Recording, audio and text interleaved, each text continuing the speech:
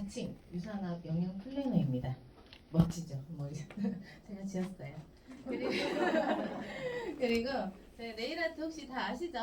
네, 안 해보시는 분들이 거의 없을 정도로 요즘에는 많은 샵을 찾고 계시는데요. 예전에는 이런 것들이 생소했어요. 굉장히 제가 배울 때는. 그렇지만 예전에 그 배울 때만 해도 머리 헤어를 이제 머리를 자르러 헤어샵을 가듯이 손톱도 자르러 내가 살롱을 간다는 거예요. 그래서 배우기 시작했는데 벌써 20년이 돼 가고 있습니다. 이 일을 제 평생 직업이라고 생각을 하고 일을 했는데, 그런데 어때요? 이 일도 마찬가지, 다른 일도 마찬가지죠.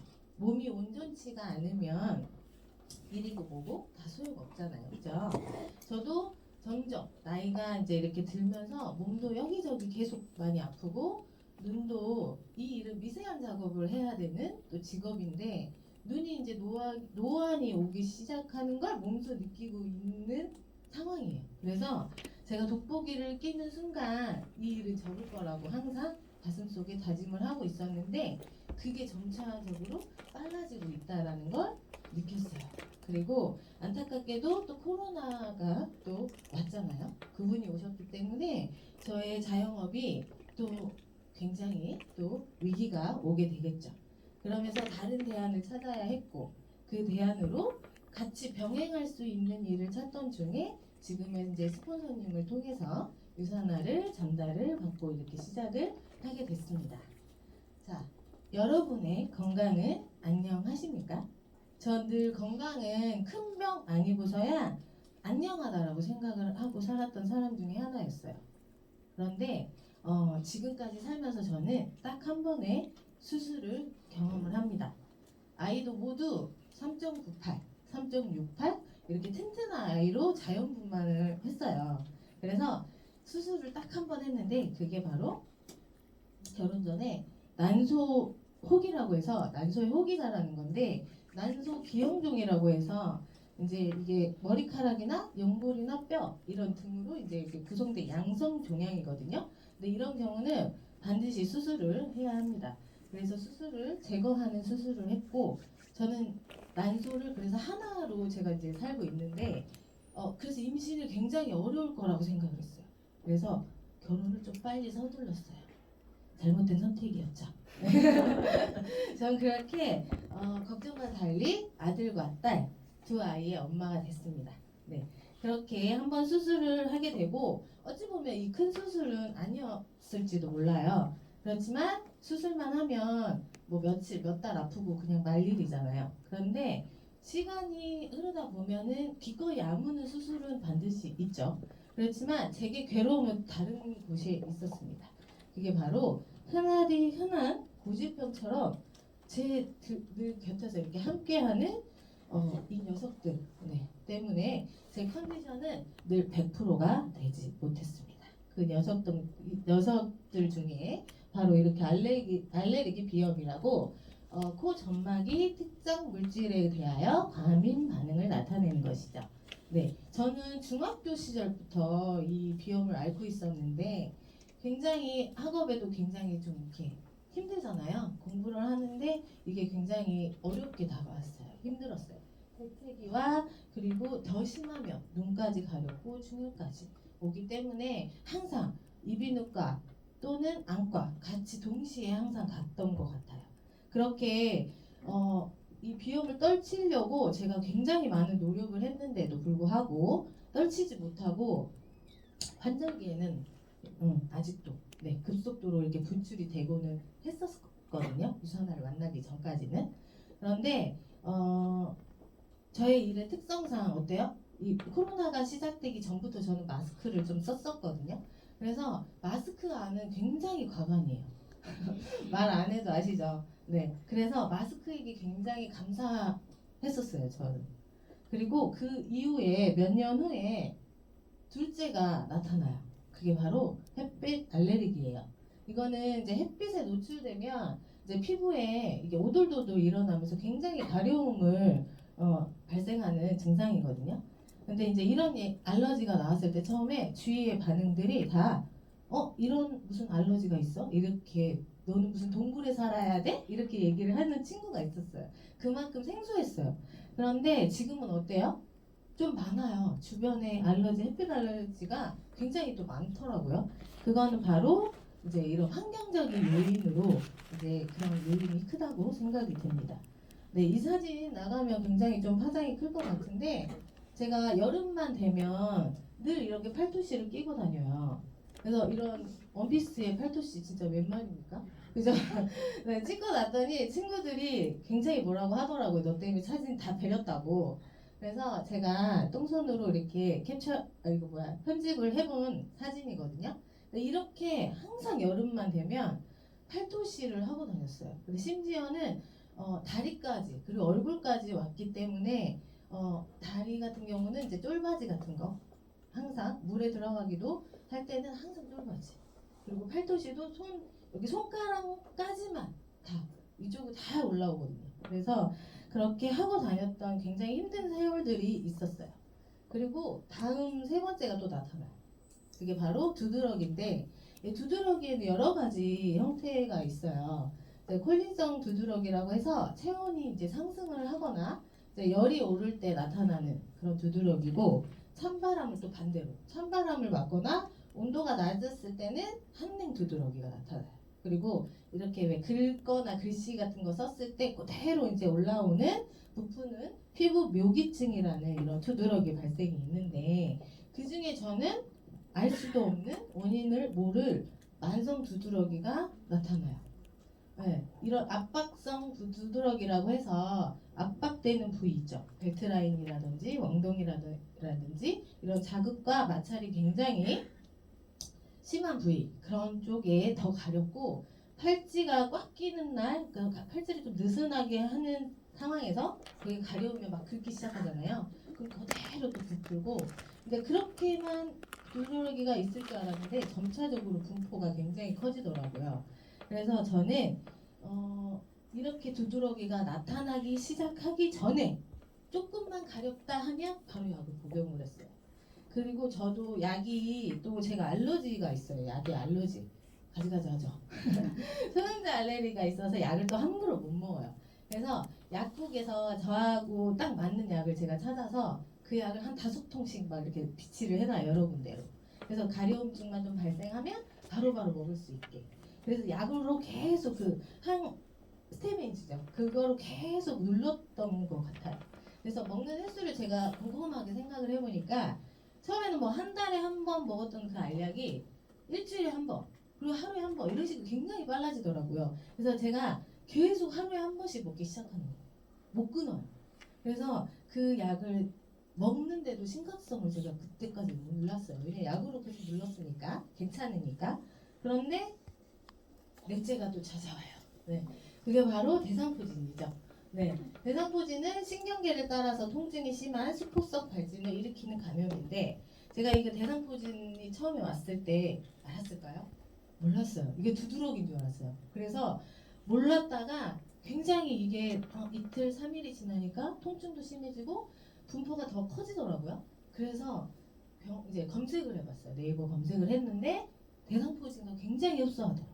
그래서 바로 병원을 찾았더니 의사 선생님 말씀이 72시간 안에 오지 않으면 별다른 치료가 없다라고 하시더라고요. 그래서 네, 항바이러스 제제를 투여를 하고 그리고 신경치료를 계속 진행을 하고 그리고 쉬면 된대요. 이거는 스트레스 받지 말고 이거는 쉬어야 한다고 하시더라고요. 그래서 바로 어떻게 해요? 병원으로 입원을 했어요. 쉬려고. 그런데 못 쉬었어요. 왜? 여긴실이었어요. 너무 쉬었어요. 네. 그렇게 해서 네, 퇴원을 하고 네, 아직까지도 지금 상처가 남아 있고 잠도 못 잘 만큼의 네, 그런 통증을 또 경험을 하고 나니까 그때서야 이제 정신이 번쩍 들면서 진짜 내가 면역이 완전 바닥이구나. 그때 이제 제 몸을 돌아봤던 계기가 된 거예요. 그래서 진지하게 생각을 하게 됩니다. 그래서 만병의 근원인 독소 네, 를 비우고 영양을 다시 채워주는 비움과 채움을 그때 만나서 프로그램을 진행을 하게 돼요.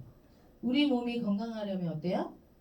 세포가 건강해야 된다는 말 들어보셨죠? 내 몸의 세소 단위가 세포잖아요.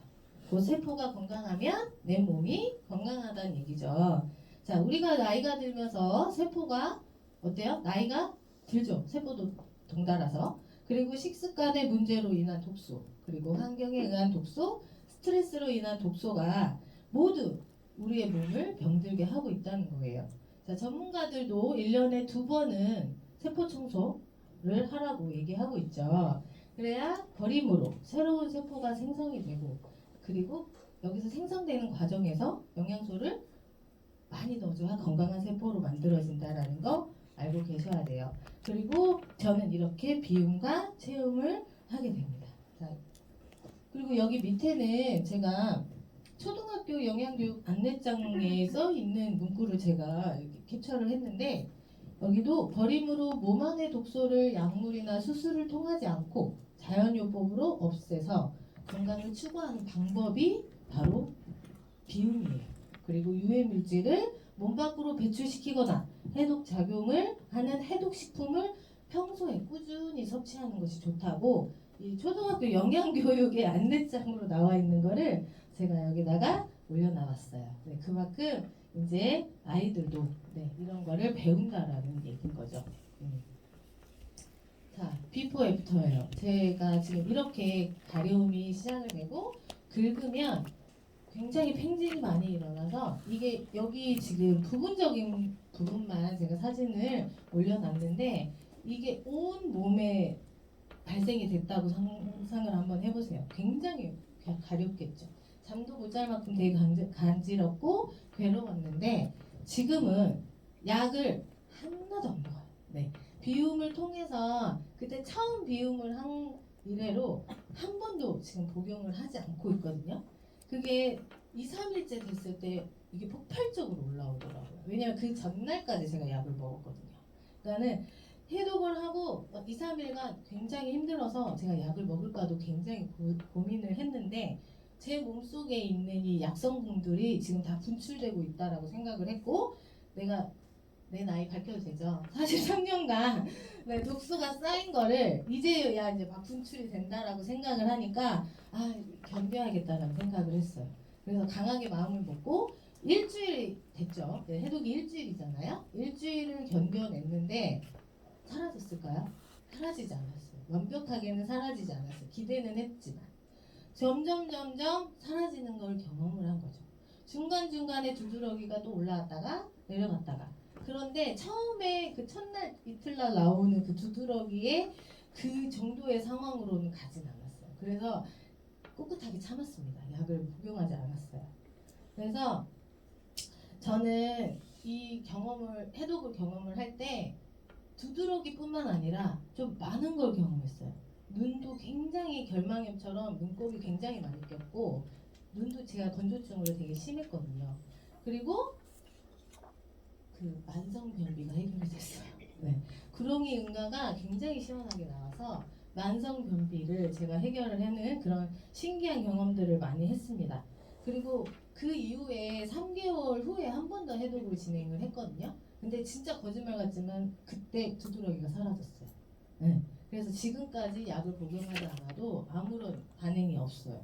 그리고 햇볕 알레르기가 하나도, 이번 여름에 8월달에 제가 여름휴가를 항상 그 친구들하고 가거든요. 그게 전년도에 햇볕 알레르기 팔토시예요. 그런데 이번 년 여름휴가에 같은 친구들하고 갔는데 햇볕 알레르기가 전혀 일어나지 않아서 팔토시를 뺐습니다.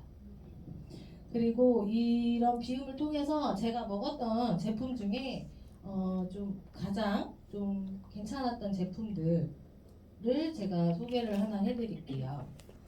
네, 하이버즈 플러스인데, 자, 이거는 마법의 똑가루라고 아까 얘기했듯이 제가 구렁이 똥을 봤던 그런 제품 중에 하나인데, 자, 한 번쯤 들어봤을 거예요. 차전자피라고 해서 질겨기의 씨앗의 껍질, 그리고 자, 이거는 물과 함께 섭취했을 때 40배 정도의 그 팽창을 하는데요. 그래서 장 운동의 그 연동 운동을 촉진을 해서 원활하게 배변 활동을 도움을 주고, 그리고 콜레스테롤의 수치를 굉장히 낮춰주는, 도움을 주는데 좋은 제품입니다. 그리고 이눌린이라고 해서 왜 유익균의 먹이 프리바이오틱스라고 아시죠? 그거에 그 이눌린이 함유가 돼 있어서 장 건강의 개선에 도움을 줍니다. 네. 그리고 다음은 자 유산화의 대표 종합 비타민이죠. 네. 종합 비타민은 우리 몸의 기초 공사라고 생각하시면 돼요. 영양이 아무리 이렇게 넘쳐도 단 하나의 영양소라도 이렇게 부족하면 가장 적은 영양소에 몸을 맞춰서 기능을 하게 된다고 합니다. 그래서 균형이 가장 중요하죠. 자, 유산화 헬스팩은 23가지 비타민과 미네랄, 구성분으로는 7가지 다양한 식물 성분을 한 포에 담았죠. 근데 가끔 이런 분이 계세요. 한 번에 너무 많은 양을 섭취하는 걸 되게 걱정하시는 분들이 계시거든요. 근데 전혀 걱정하지 않으셔도 돼요. 비타 A열 2정, 코 미네랄 2정, 마그네칼디 1정, 인셀리전스 플러스 1정. 이게 모두 6정이죠. 네, 이 최적의 하루에 최적의 영양소를 섭취해주면 몸 스스로 이런 면역력을 높여서 건강을 유지하는 데 도움이 되거든요. 그래서 이렇게 최적의 영양소로 만들어 놓은 거기 때문에 이거는 꼭 드셔야 된다는 거. 그리고 독성 제로. 그리고 생체 이용률 96.1%를 자랑을 하죠. 그 유산화의 대표 종합 비타민. 네, 꼭 챙기시기 바라고요. 다음은 프로후로바놀 C300인데요. 네, 유해산소로부터 세포를 보호하는 유산화의 대표적인 항산화 제품이죠. 네, 이거는 저는 이제 염증을 잡는데 굉장히 도움을 많이 받았던 제품이고요. 비타민 C나 포도씨 추출물을 한꺼번에 NHT 공법으로 서로 다양한 영양소를 하나의 태블릿으로 만든 제품입니다. 비타민 C는 손상된 피부를 재생을 하고 멜라닌 색소를 증가를 억제해서 기미 주근깨를 완화시키고 노인의 인지 능력과 기억력 유지에 도움을 주죠. 네. 그리고 면역 기능을 회복시켜 강력한 항산화 효과가 있어 암 예방에도 도움이 된다고 합니다. 그리고 포도씨 추출물은 이 강력한 항산화제인 프로안토시아닌의 가장 좋은 공급원으로 항염이나 항균 그리고 항알레르기, 항바이러스 작용에 도움을 줍니다. 그리고 포도씨에 함유된 폴리페놀 성분은 비타민 E에 50배의 강력한 항산화 작용을 한다고 합니다. 자, 여기 이거 보시면 프렌치 패러독스라고 혹시 들어보셨어요? 이거는 이제 프랑스인들은 왜 동물성 지방을 많이 섭취하잖아요. 그래서 심장 질환에 사망률이 굉장히 낮다는 연구 결과가 발표가 됐어요. 그 현상을 표현한 용어입니다. 네, 프랑스인들은 식사 중에 와인을 되게 즐겨 마시죠. 그 와인 안에는 레스베라트롤과 아까 말씀드렸던 프로안토시아닌이 굉장히 풍부하게 들어있어요. 그래서 심장 질환의 그 사망률이 낮다는 결과가 나온 거죠. 그래서 저희 프로후로바놀 C300 2정으로는 이 와인 11병과 푸코주 60개를 먹는 거나 다름없다는 거죠. 간편하게 충분하게 보충하실 수 있겠죠. 그리고 다음으로 유산화의 프로바이오틱스인데요. 네, 장은 제2의 뇌라는 말 들어보셨죠? 그만큼 장내 미생물에 대한 연구가 되게 급증을 하고 있죠. 유산균은 사람의 몸속에 있는 그 상재균으로 소화관 상부에 위산 그리고 담즙산에 죽지 않고 이렇게 장까지 내려와야 하는 그 유산균이 바람직하죠. 그런데 여기서 프로바이오틱스는 유산균에 포함은 돼요. 그러나 기능성, 함량, 안정성을 갖추어야 프로바이오틱스로 기능성을 인정받을 수 있습니다. 모두 그래서 유산균이 아니라는 얘기예요. 네, 유산화의 프로바이오틱스는 비피도 박테리움 아닐라멜리스 라티스 BB12 어렵죠? 네, 락토바실러스 람노서스 LGG 50대 50으로 균형 잡힌 유산균이죠. BB12가 LGG는 전 세계 500여 편 이상의 논문으로 효능과 효과가 입증이 되었습니다. 그리고 유익균은 100억 이상 서로 상승작용이 일어나기 때문에 복용하는 유익균은 단연 100억 마리는 되어야 된다고 해요. 그런데 식약처 투입 균주가 1억 마리부터 모두 건강기능식품으로 유통이 될 수가 있거든요. 그래서 먹어도 효과가 없는 제품들이 질비하고 있는 거예요. 저 유사나 유산균은 한 포당 100억 마리의 프로바이오틱스가 함유되어 있기 때문에 네, 안심하고 드시고, 그리고 우유 미포함으로 유당 알레르기 있는 분들도 섭취가 가능하시고, 부원료로 수용성 식이섬유인 이놀린, 아까 말씀드렸던 프리바이오틱스의 유산균의 먹이거든요. 그게 함께 함유되어 있습니다. 유산화의 프로바이오틱스로 건강한 장을 꼭 챙기시길 바라겠습니다. 자, 제가 늘 가슴속에 이게 품고 있는 얘기고, 한동안은 좀 프로필 제 사진에 이렇게 있었던 문구인데요. 질병은 천견화되지만 건강은 하나이죠. 맞는 말이죠. 질병은 너무 많죠. 그렇지만 건강을 잃으면 다 소용없는 거예요. 자, 건강은 건강할 때 지켜야 된다는 거 아시겠죠? 유산화의 비움과 그리고 체험을 통해서 건강한 삶 그리고 행복한 삶 가져가시길 정말 바라겠습니다. 지금까지 저희 강의를 들어주셔서 감사합니다.